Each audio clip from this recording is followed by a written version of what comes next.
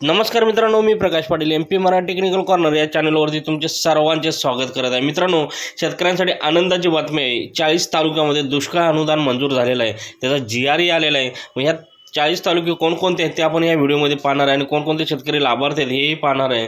तर मित्रांनो, व्हिडिओ शेवटपर्यंत बघा आणि चॅनलवरती पहिल्यांदा आला असेल तर चॅनलला सबस्क्राइब करायला विसरू नका आणि बेल आयकॉनला ऑलवरती सेट करा, जेणेकरून माझे नवीन व्हिडिओ येतील ते सर्वात प्रथम मित्रांनो भेटून जातील। चला मग मित्रांनो, व्हिडिओला आपण चालू करू। मित्रांनो, जय भवानी जय शिवराय। मित्रांनो, व्हिडिओ आपण चालू करू।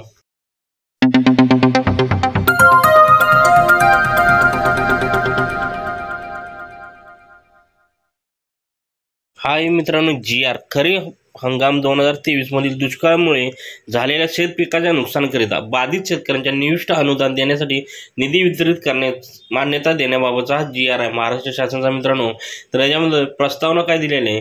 अतिवृष्टी, पूर व चक्रीवादळ यासारख्या नैसर्गिक आपत्तीमुळे शेत पिकांचे नुकसान झाल्यास पुढील हंगामामध्ये उपयोगी पडावे याकरिता शेतकऱ्यांना एका हंगामात एक वेळेस याप्रमाणे राज्य आपत्ती प्रतिसाद निधीमधून विविध दराने निविष्ट अनुदान स्वरूपात मदत देण्यात येत आहे। तसेच राज्य आपत्ती प्रतिसाद निधीच्या इतर मान्य बाबीकरिता देखील विविध दराने मदत देण्यात येते। शासन निर्णय महसूल व वन विभाग दिनांक 27/3/2023 अन्वये राज्य आपत्ती प्रतिसाद निधीचे निष्क्रिय व दर विहित करण्यात आले आहेत। वर नमूद क्रमांक 5 मधील दिनांक 9/11/2023 च्या शासन निर्णयानुसार जून ते ऑक्टोबर 2023 या कालावधीतील नैसर्गिक आपत्तीमुळे झालेल्या शेतपिकाच्या नुकसानाकरिता 2/3 हेक्टरपर्यंत मदत अनुज्ञेय करण्यात आलेली आहे। दुष्काळ व्यवस्थापन संहिता 2016 मधील तरतुदी विचारात घेऊन जिल्हा स्तरावर तालुकानिहाय दुष्काळाचे मूल्यांकन करण्याबाबत शासन निर्णय महसूल व वन विभाग संक्रिय 2017 क्रमांक 173 2017 व म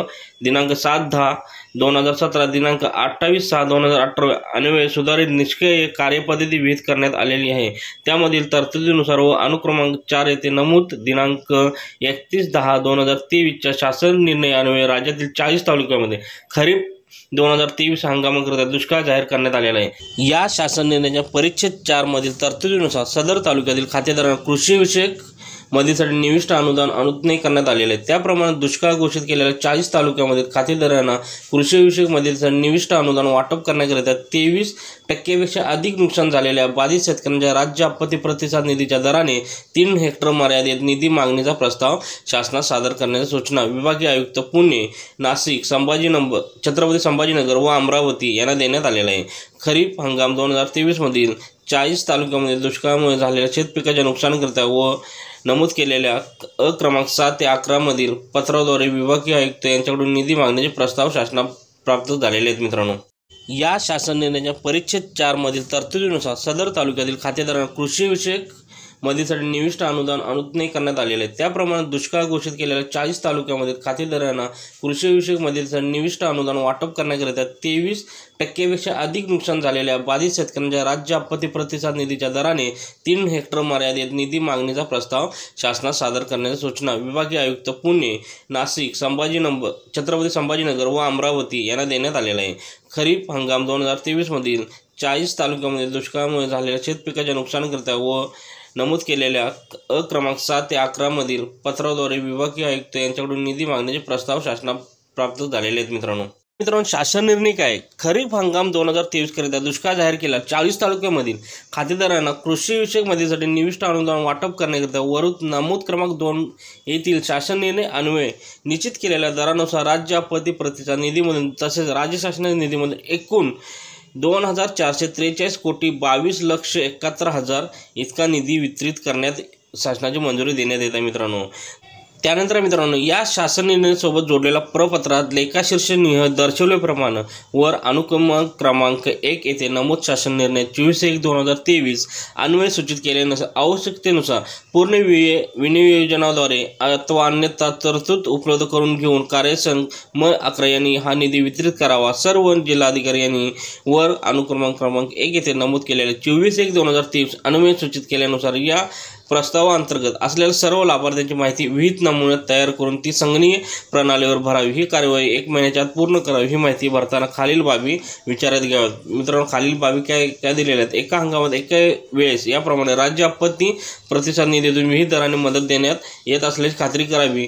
त्यानंतर दुसरा आहे, तसेच सन 2023च्या पावसाळी हंगामामध्ये यापूर्वी अतिवृष्टी व पूर यामुळे झालेल्या ज्या शेतपिकाच्या नुकसानाकरिता मदत दिलेली आहे त्या क्षेत्रातील त्या शेतपिकाच्या नुकसानाकरिता या शासन निर्णयाद्वारे पुन्हा मदत अनुज्ञेय नाही आहे। मित्रांनो, त्यामुळे दुरुस्ती होणार नाही याची खात्री करण्यात यावी।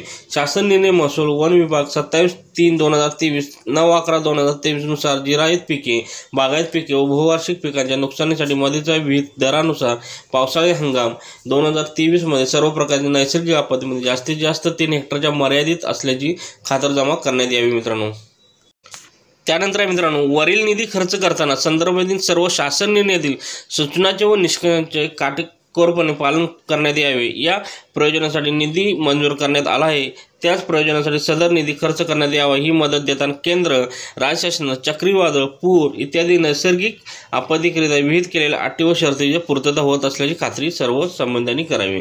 त्यानंतर लाभार्थ्यांना मदत वाटपाची कारवाई पूर्ण झाल्यानंतर लाभार्थ्याची यादी व मदतीचा तपशील जिल्ह्याच्या संकेतस्थळावर प्रसिद्ध करण्यात यावा। या आदेशाद्वारे तसेच यापूर्वी वेळोवेळी निर्गमित केलेल्या आदेशाद्वारे नैसर्गिक आपत्तीमध्ये शेतकऱ्यांना दिलेल्या मदतीचा निधी बँकांनी कर्ज खात्यात अथवा अन्यथा वसुलीसाठी वळती करू नये याकरिता जिल्हाधिकारी यांनी सर्व बँकांना आवश्यक त्या सूचना निर्गमित कराव्यात।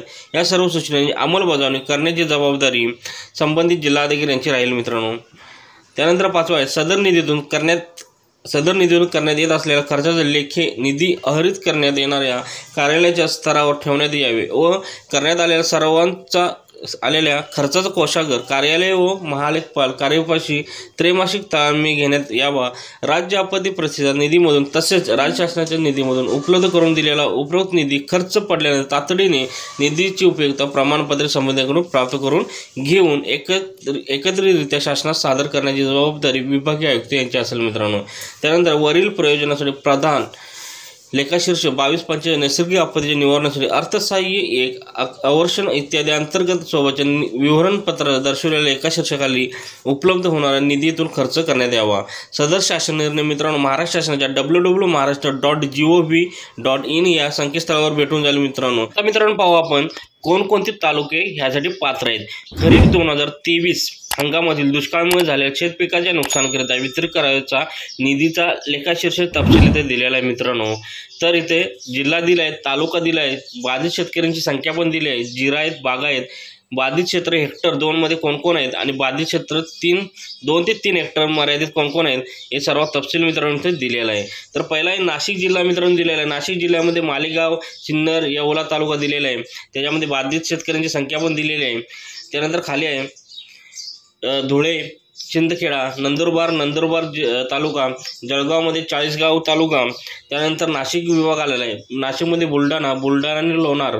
त्यानंतर खाली आहे छत्रपती संभाजीनगर, तर छत्रपती संभाजीनगरमध्ये सोयगाव आहे आणि छत्रपती संभाजीनगर आहे।